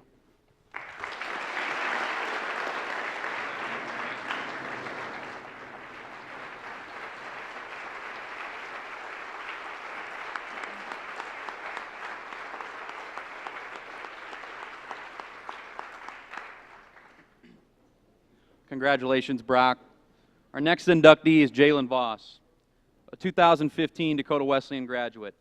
Tallied 2,059 points, 897 rebounds during his career. He ranks 4th in the all-time scoring list in DWU men's basketball history and is one of only 5 players in men's basketball history to reach the 2,000-point club. Jalen was a 3-time NAI All-American and was named to the All-GPAC team in each of his 4 seasons, landing on the first team 3 times. During his senior campaign, Voss averaged 21 points, 6 rebounds per game, earning him GPAC Player of the Year honors in 2014 and 15. That same season, he led the Tigers to their best finish in men's basketball history when they earned national runner-up honors in Branson, Missouri. Please direct your attention to the video screens.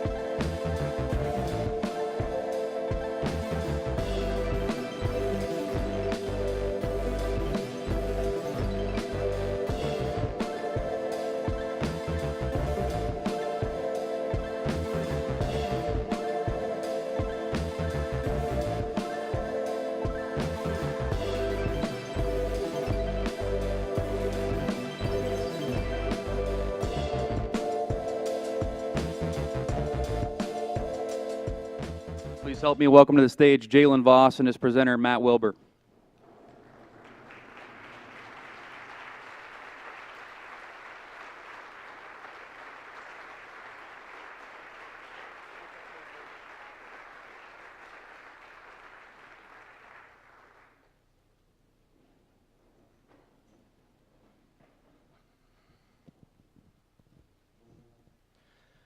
Well, first of all, what a cool honor to be here to present for Jalen, and congrats to all the Hall of Fame members. What a great class. I mean, this kind of stuff is really cool. I've been lucky to be a part of some of these things and watch how this goes. I know being the fourth presenter, everybody probably needs to stretch, stand up, and do all that stuff. I'm not going to let you do that, but I'm just giving you just that going here. So what I will tell you is, first of all, with Jalen, what an absolute stud.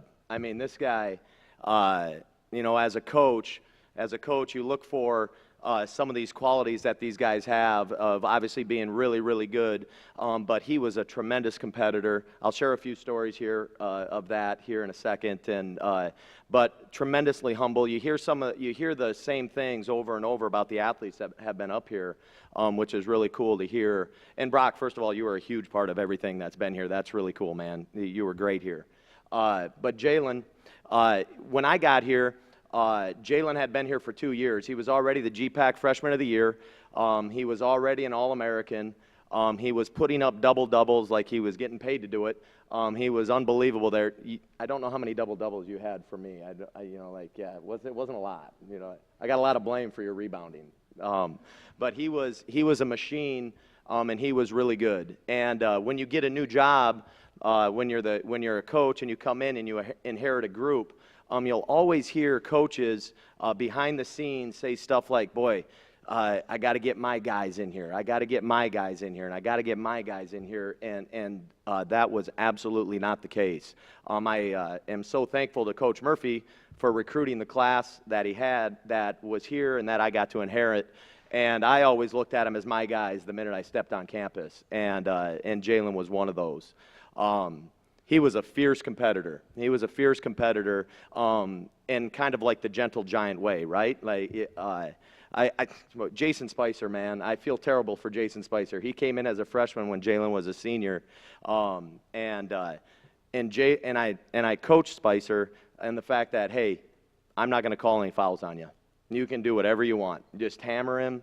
We need to make this as tough on Jalen as you can, and every couple of weeks, Jalen would run by me in practice, and about as calm a voice as he could say is, Wilbs, if you don't start calling some fouls on Spicer, I'm going to have to kill him. He's like,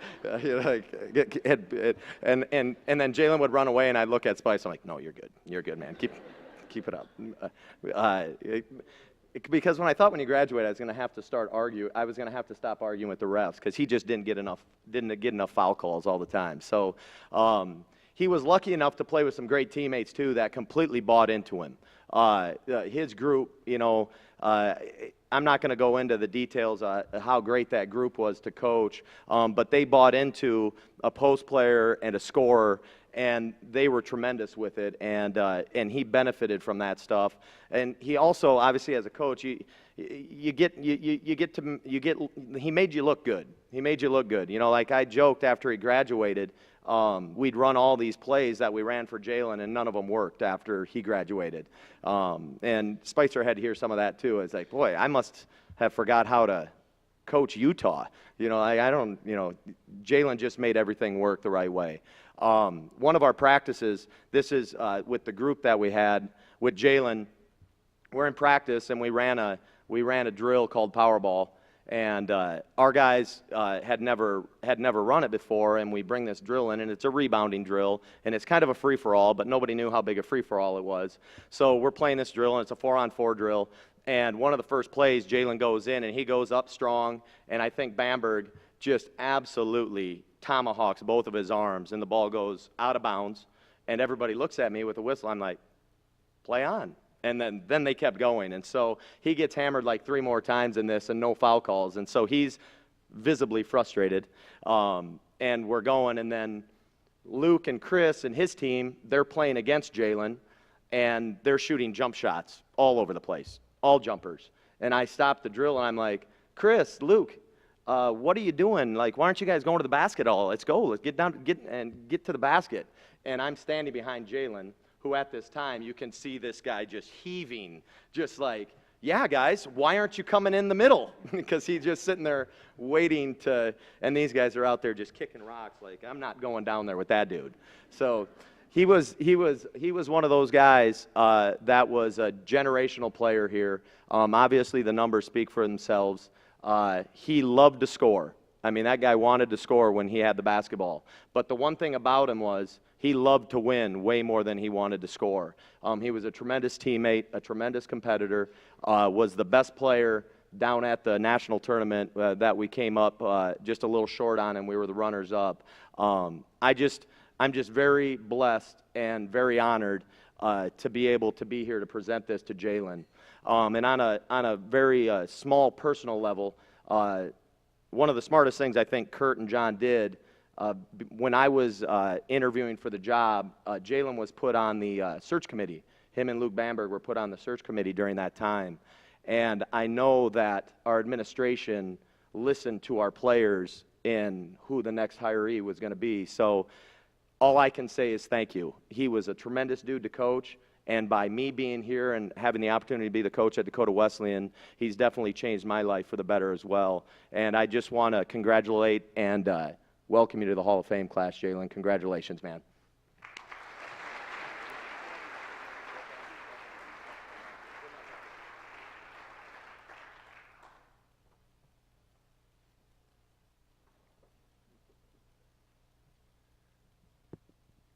All right. So first, I just want to say thanks to Wilbs for introducing me. Wilbs, I'm kind of wondering if you remember the last time that I had to give a speech. He also introduced me for that one, too. I'm just going to let you know how this one went down. So we're on the bus. We're headed to the Final Four banquet at the national tournament my senior year. Wilbs comes to the back of the bus. He comes to Luke Bamberg and I, and he's like, hey, I think one of you guys is going to have to give a speech. And me and Luke both look at each other like, you think one of us is going to have to give a speech? And he's like, okay, I know one of you is going to have to give a speech, and Jalen, it's going to be you. I'm like, okay. So we get there. We're sitting through speeches from guys from Embry-Riddle, Cornerstone, and Davenport. These guys are seriously giving the most beautiful, elaborate speeches I've ever heard. Like, just wonderful. So I'm going to probably just chalk that up to the fact that their coach let them know before they were on the bus. But anyway, so my turn comes up. The MC walks up to our table, and he's like, okay, who from DWU is going to give a speech? Wilbur points at me. He's like, that guy right there. So my moment comes. I'm giving my speech, completely unprepared. I black out, talk for maybe 30 seconds. At the end of my speech, I completely panic. And I'm like, okay, how do I end this atrocity? So my voice cracks, and I say, let's go compete.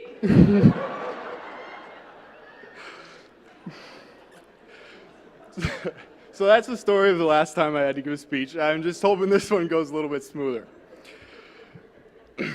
A lot of people helped, supported, and guided me to a place in my life where I could be successful. I need to start first with one of the most important and influential figures in my life, my dad. I get my love of basketball from you. We can sit down and talk for hours about our Kansas Jayhawks or the time when you scored 36 points in double overtime against Southwest Christian. If you ask your wife, America, she probably doesn't think it's very productive or important, but we think it is, and at least it seems that way. You easily rebounded well over 500,000 shots from all the times that we went to the gym, and you and I got into well over 500,000 arguments during that time as well. You were very supportive throughout my entire playing career, and you still come to watch me sit on the sidelines and coach. And the amount of miles that you put on and the amount of money that you put into my basketball career while driving around to traveling team tournaments, AAU games, watching high school and college games cannot go unrecognized. To my mom, you were also extremely supportive of my athletic career. Although you weren't always with me in the gym rebounding, you were supporting from the stands or with a good meal and a hug when I got home from the gym. I'm basically a spitting image of my dad, and I know that you're always proud of me being your son because of the way you try and convince me and yourself and others that you and I have similar features. It never fails, someone will walk up to us and be like, boy, Jalen, you really look like your dad. And you'll be like, well, you have my hands, you know. And I'll be looking in the mirror or something. I'll be like, my earlobes are they're lopsided or something weird like that. And you'll be like, oh, yeah, you get that from me. Whether or not I look like you or act like you're still my mom. And I know that you're always proud of me and supporting me in everything I do. Michaela, I'm not sure if anyone saw or remembers, but when we were at the national tournament my senior year, you were sitting on the sideline with a gigantic knee brace cheering me and the rest of the team on. I know that your college basketball career didn't turn out the way that it should have, but I thank you so much for supporting me the way you did throughout mine. Jackson and Justice, since I'm the oldest and the smartest, I had to pave the way for you guys and set an example for both of you when we were growing up. But it turns out that you two actually taught me a little bit. I'm sorry for all the bleacher butt from being dragged to all the basketball games over the years, but I hope that the times that we had together is worth all that you guys had to go through. Someone else that was in almost every gym I played in was my grandpa Les. Where's he? Oh, okay, there he is. After a game, you were always there to slip me a $20 bill or keep stats and let me know that I had 15 points, 4 missed bunnies, and 2 snuffs. Grandma Irma was right beside you at most of those games, cheering very loudly, and I am so appreciative of both of you and your support. To my grandma and grandpa Bosma, I know that if you guys couldn't make it to a game, you were always listening and watching, and your prayers and support mean more to me than you guys could ever know. To the rest of my family, you guys are a built-in network of people, and you only want the best for me, and I thank you guys so much for your support throughout the years. Along the way, there's also been some coaches who have pushed me, like really pushed me. My high school coach Vorwald is here tonight. V, I was absolutely deathly afraid of you when I was younger, like terrified, but I bought into your system, and you bought into me, and you and I formed a great relationship that we still have to this day. Coach Murphy, you recruited me, and you're a big reason that I came to Wesleyan. Without you believing me and offering me a scholarship, I would not be here in front of you speaking today. Thank you for realizing my potential and giving me a chance. Coach Brandel, he was in the basketball program at Wesleyan longer than anyone else in my time here, and I owe a lot of my athletic development to him. Because after my sophomore year, you guys saw the quote, every time I was in the gym, Brandel was around, and he was in there rebounding for me or putting me through a workout. It never failed. If he wasn't gone recruiting or doing something else for the program, he was always in there with me. Wilbs, you came into a program. You could have brought in your own guys, but you believed in me and in our team, and you didn't try to shake things up too much. You just tried to make all of us into the best players we could be, and you did just that. I was also pretty happy that you started letting me shoot threes. Anyone who watched the game could tell that I enjoyed that. Aside from all the times you said I sucked at defense, I still enjoyed you as a coach. I try to mold my own coaching style after the way that you coached me. You taught me about things that I'd never even given thought to. Not only did you inspire me and the rest of my teammates day in and day out to play as hard as we possibly could, but you inspired us to continue on into our futures and attack every single thing we did with the same amount of juice that we had on the basketball court. I would not have had nearly as much success in college if I didn't have a group of guys around me who bought into our system and believed in me. I thank God for you guys, because just about every time after we broke a huddle, Chris or Trey had to tell me what play Will just called in the timeout. Even after they would tell me, I'd still mess it up sometimes, and at that point, I'd just run right to the block, put my hand up in the air, and say, "Ball, ball, ball!" Most of the times we were together, they were pretty hilarious. I could sit here all day and tell funny stories from my time with my teammates, but there are some serious times that help build our bond as well. When I thought I broke my ankle senior year, Joey, Chris, Luke, Lee, Steven all gave up a Friday night of partying to come sit with me in my living room and watch a movie.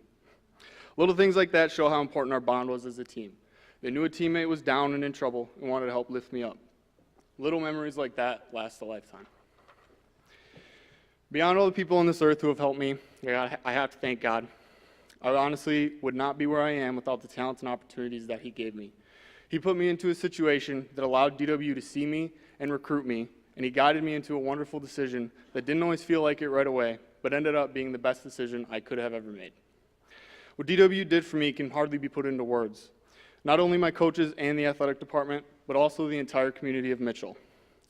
The welcome receptions that we had before every game in Branson is something that a lot of D2 and some D1 schools may never experience. But the best part for me is I can come back to Wesleyan, be excited about all the things that I got to experience and all the people I met, and realize that I literally could not have made a better choice.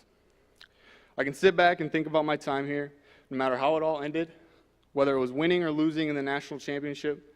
My decision to come to DWU gave me an unbelievable preparation for my future, a brotherhood of teammates, a network of people that I can call at any time, and a laundry list of memories that I can think about and smile. Sincerely, number 0. Thank you.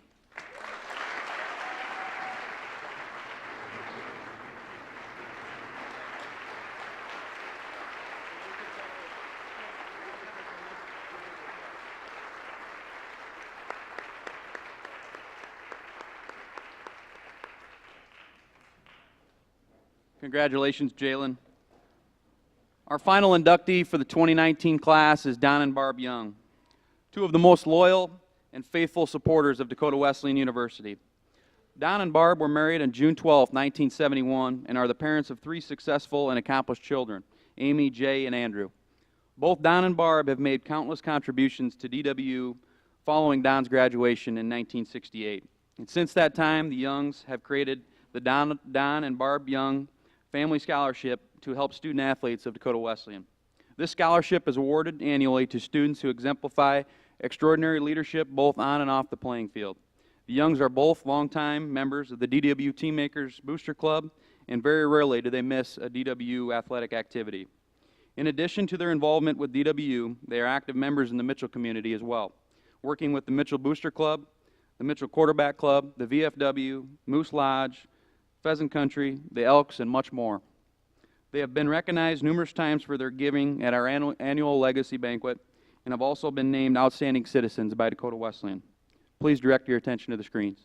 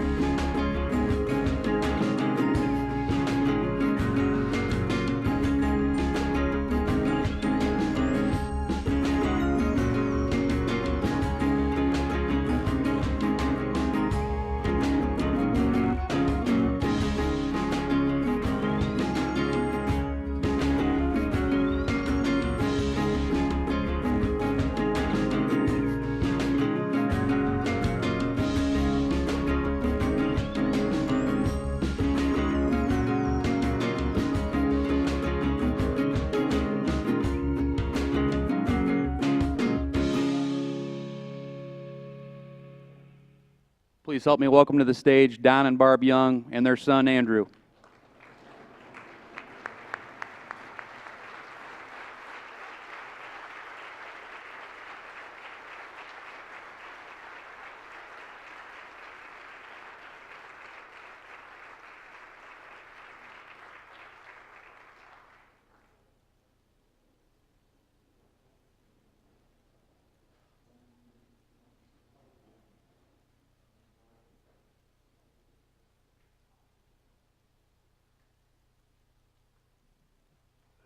Good evening.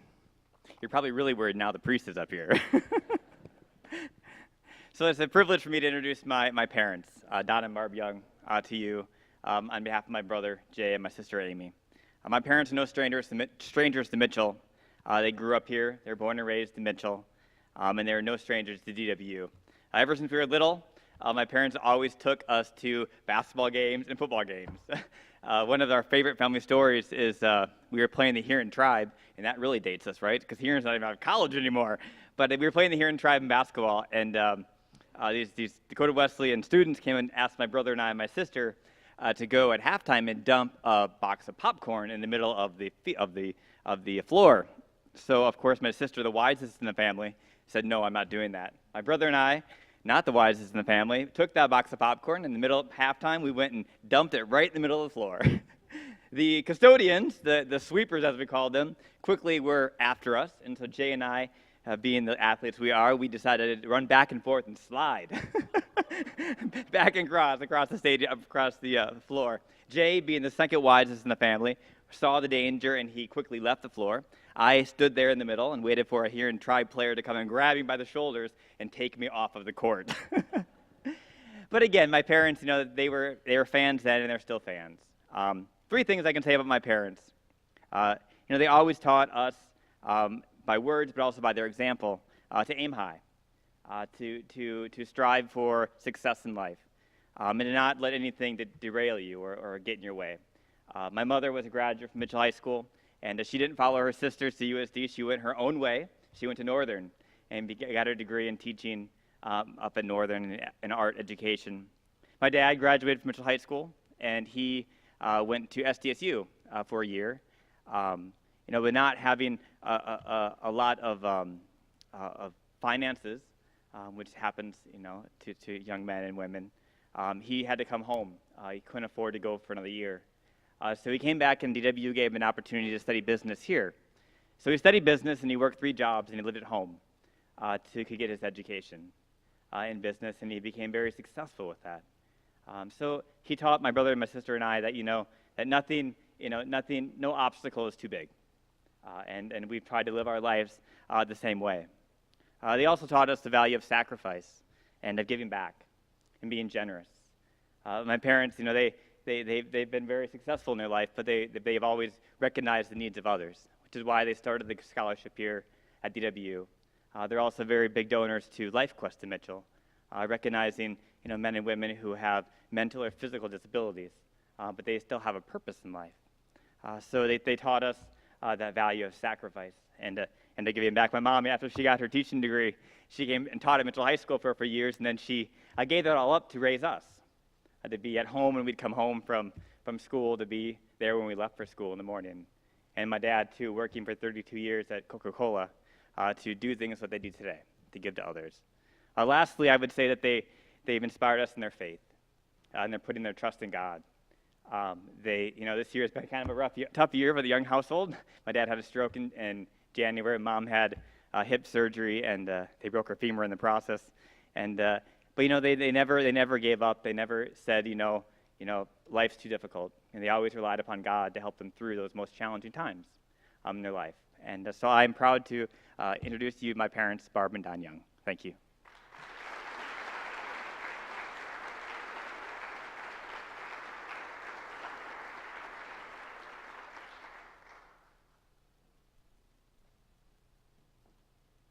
Thank you, Andy. He says he didn't prepare any notes, but he did. I found it right here. I'd like to thank Father Andy, for presenting this tonight. Of the 3, we decided, okay, who's going to do this? And Amy and Jay both pointed to him. They said he's used to talking to groups of people. And I think he did a great job. I'm not sure why I'm talking first. A week or so ago, I got a call from John, and he said, kind of to let us know about what to expect tonight and what we should do, where the table would be and everything. And then he said, we would like you to make a few short remarks. And he may as well dropped a bomb in my lap. And I said, I wouldn't know what to say. He said, well, just say a few words and, just keep it between 2 and 5 minutes and that'll be great. Well, that is completely out of my comfort zone. Public speaking is not my strong point. A lot of you remember Roger Allen. He was a DWU alumni. He was my high school speech teacher, and he would never believe this, nor would he approve of my notes. We had to have little notes. We couldn't have a whole sheet of paper and I ran out of ink on my printer.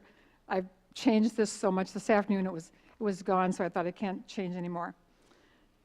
I didn't attend DWU. I went to Northern. So when we were told about this, I thought I'm going to feel like a wedding crasher coming up and talking about a school that I never attended.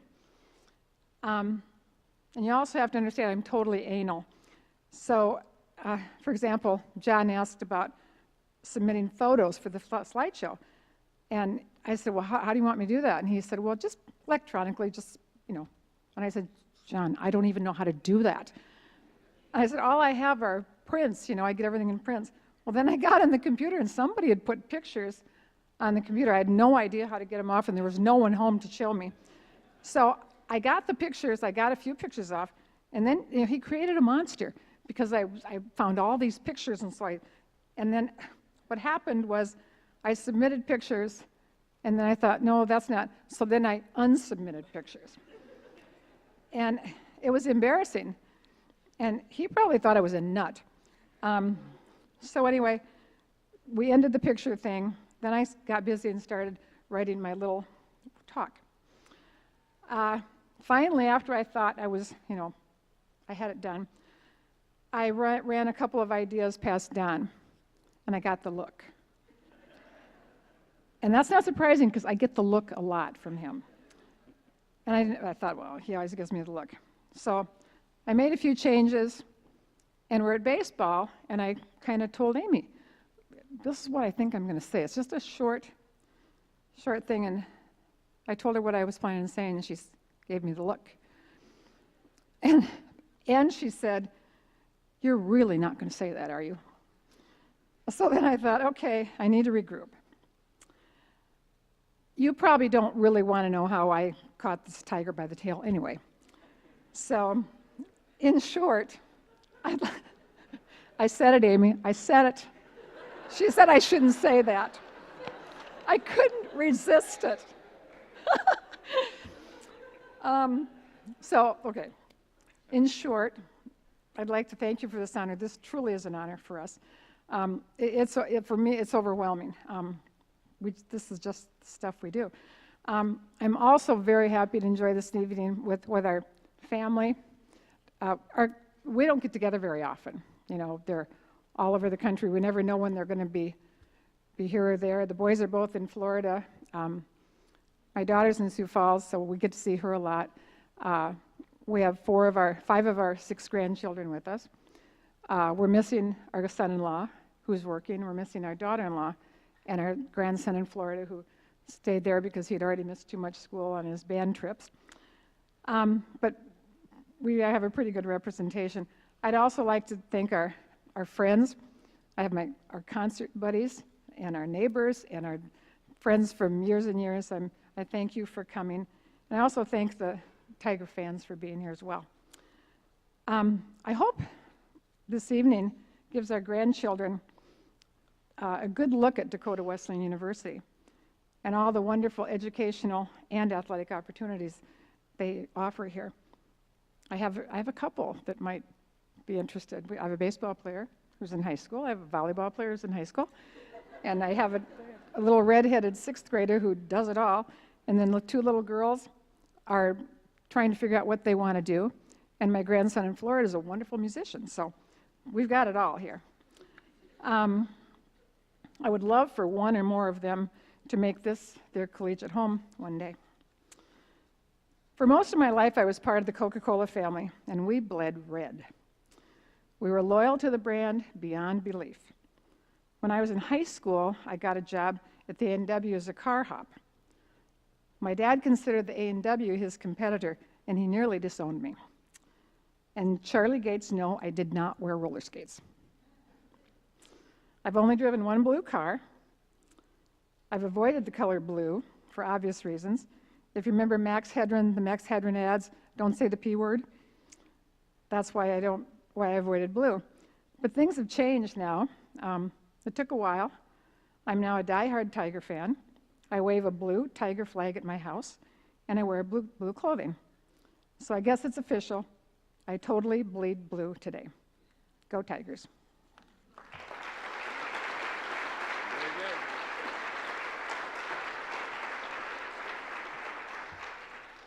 I think enough has been said for the Young family. But I can tell you, this is the first time you've seen a Coke man wear a blue tie. So I'd just like to introduce my family that's here to support us tonight. I have Barb's family. She has two sisters. Nancy Elwine's here. She was an English teacher at the high school, I think her whole career. And Sister Ruth Ann, who is not here, she was married to Gary Powers, who was a standout guard for the Dakota Wesleyan basketball team back in the 60s. And I have 4 sisters. 3 of them are here. Sharon Wirebaugh and her husband Larry back there. Sharon's first job after high school was working in administration here at Dakota Wesleyan. She worked for Amelia Gates. And her son, Charlie, is here tonight. He was a classmate of mine here at Dakota Wesleyan and a good friend of ours. And Sharon's twin sister couldn't be here tonight. She's from Marysville, Michigan. And my sister Donna is here. She's from Aberdeen, and she works for Cortrust Bank. She works for a classmate and friend of mine from here at Dakota Wesleyan, who's Boyd Hopkins Jr., who owns Cortrust Bank. And then Deanne Schmidt. Everybody knows that she's a big Dakota Wesleyan fan. And her son, Scott, was a student athlete here at Dakota Wesleyan. And Scott, and he's now the director of the Corn Palace here in Mitchell. And then our immediate family, Amy's here. She became a Tiger fan really young in life. As a little girl, she'd get on her cheerleader outfit and her pom-poms, go sit on the south bleachers and cheer on the Tigers. And she had one particular boy she really liked. And she'd go home and tell her mom, she said, I like this basketball player with the brushed down hair. And so she would make him notes, Valentines, and give them to him, after the end of the game. And he made a point to come and see her all the time, and it was Lynn Frederick. And then Jay, he liked to go to the basketball games with us also.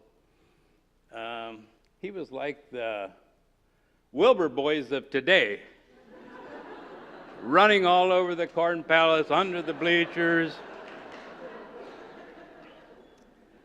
One time, him and his friend found a bag, and it was full of wallets and rings, and happens to be the valuable bag from the Black Hills State players.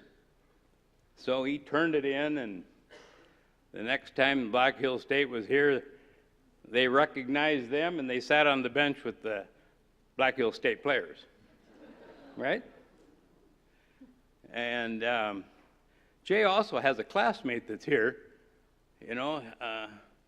He brought home the first national basketball championship to Dakota Wesleyan, and that's Jason Christensen.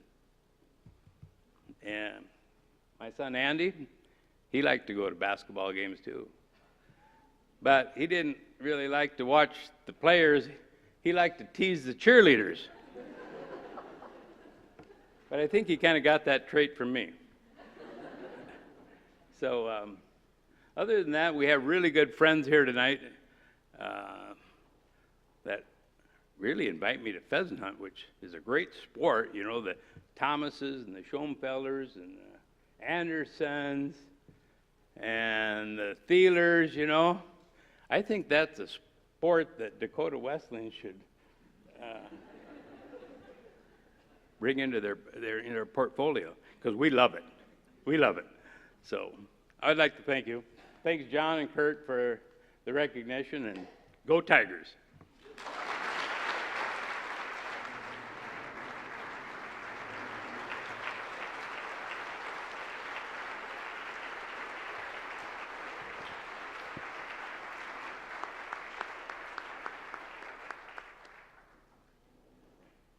Congratulations, Don and Barb. Hey, before we kind of close things out here, I want to recognize one of our current student athletes. She's probably going to hate me for doing this, but Camberlyn Lamer, will you please stand back there? Camber won a national championship this winter in track and field in the pentathlon, and probably one of the most decorated athletes we've ever had here at Dakota Wesleyan, and I'm sure she'll be standing up here probably as a first ballot Hall of Famer in about 5 years. But I wanted to recognize her. We recognized her earlier this year, but I wanted to recognize her in front of this group as a national champion. Hopefully we got a few more coming this spring, huh, Camber? Congratulations.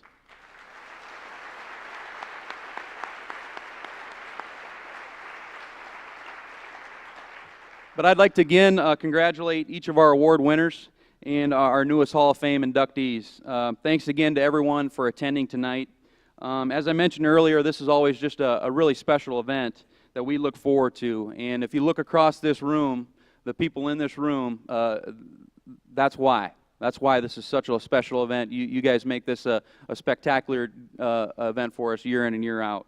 But it's great to see so many familiar faces and all the relationships that have developed because of Dakota Wesleyan, because at the end of the day, that's what it's all about. I'd like to welcome up Thaniel Serta-Werner to lead us in the Scotchman. Now, Thaniel's an alumni award winner for us and a member of the Highlanders.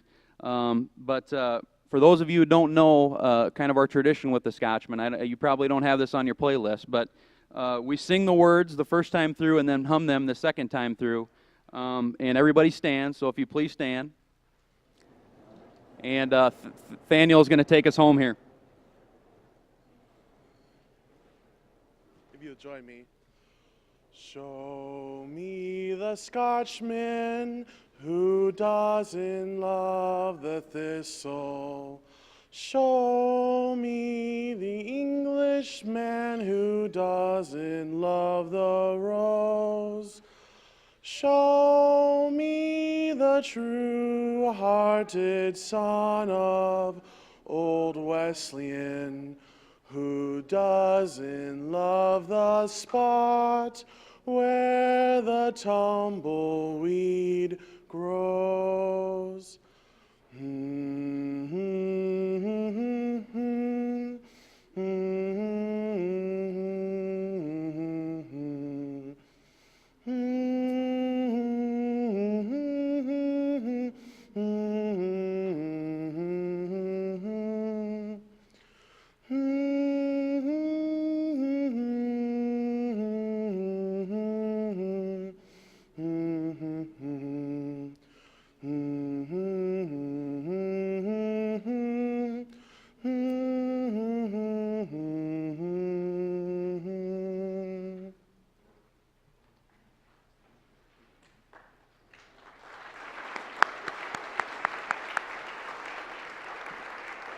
Well, that's going to do it for tonight's program. Thanks again to everybody for attending this special event. I'd like all the Hall of Fame award winners to come up here for a picture, and then those of you that have flags at your chairs, you can take those with you, okay? Have a great night, everybody.